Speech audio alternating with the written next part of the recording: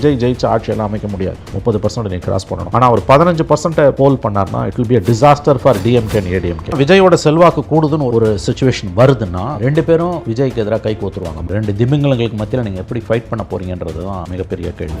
BJP ADMK அவங்க வந்து விஜயை உள்ள இழுக்கிறதுக்கு ட்ரை பண்ணுறாங்கன்றது உண்மை. பட் விஜய் தயங்குகிறார், மறுக்கிறார். எவ்வளவு நாள் தயங்குவார், மறுப்பார், நிரந்தரமாகவே ஒரு மறுப்பாரா என்பதெல்லாம் நமக்கு தெரியாது. ஐ டோன்ட் திங்க் அவர் போவாரான்றது எனக்கு டவுட்டு தான். ஏன்னா போனார்னா அவர் நிரம்ப விலை கொடுக்க வேண்டியிருக்கும். போகாமல் இருந்தாலும் அதுக்கு ஒரு விலை கொடுக்க வேண்டியிருக்கும் பொலிட்டிக்கலி.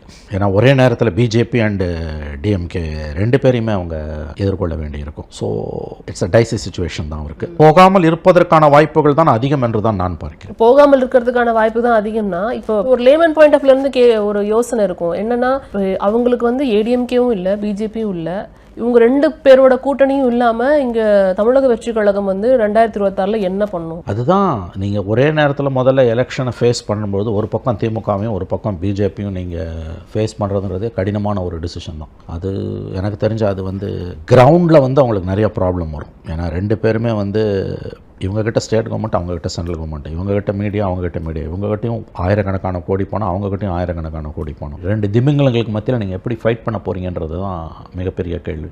ஏன்னா விஜயோட செல்வாக்கு கூடுதுன்னு ஒரு சிச்சுவேஷன் வருதுன்னா ரெண்டு பேரும் விஜய்க்கு எதிராக கை கோத்துருவாங்க மறைமுகமாக கிரவுண்டில் அடிக்கிறதுக்கு. அவங்களால களத்தில் நிற்கவே முடியாது.